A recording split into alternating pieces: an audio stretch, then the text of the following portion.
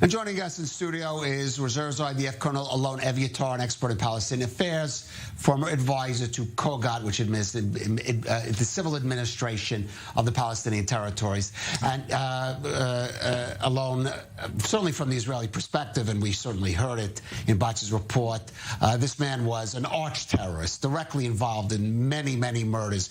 But from the Palestinian camp, a martyr, and how much will this incident, could it risk even exacerbating tensions already quite high in the West Bank? Well, just to mention the audience, this man, Nasser Abu Hamid, was the senior assistant, if you want, of Marwan Barghouti, the commander of the military branch of Fatah movement in the West Bank during the Second Intifada, and he's responsible for a few 7 Israelis that were killed. He was participating himself of planning terror attacks and so on. His hands are not clean. He has Israeli blood on his hands. Anyway, to the current situation, I would say that up to the prisoners agency, the Israeli prisoners agency, he was a sick man, really sick man, for a long time, for a few years. And the file and the medical file is open even for the Palestinian Authority. And he was being treated in an Israeli hospital, in fact, in Safa Rofeh, which is of course, with a special care by the Israeli hospital.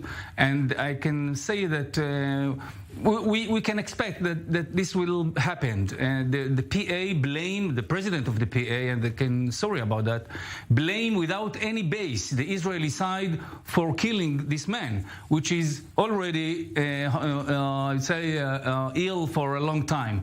And more of that, I would say the president contribute to the incitement which is already exists on Mahmoud Abbas. Of course, Mahmoud Abbas, the Palestinian president, the head of Fatah movement as well, incite the Palestinian street against the Israeli side for killing an innocent man, and he was not.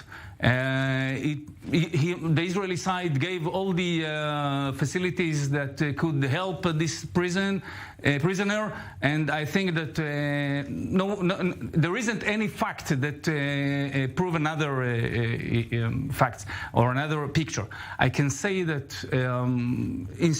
despite the high tension which is already exists, is being in the Palestinian street, the high friction, the high violence between the Palestinian society or the Palestinian armed militias, if you want, against the Israeli side, I think that this is not the suitable time, and there isn't a suitable time for the PA to push this high violence forward, to contribute for the high level. Which certainly could backfire on it. Of course, and I think that the Israeli side, the state of Israel, which is the prisoners agency, and the IDF on the ground should come down and not scare, not raise hands and not give up.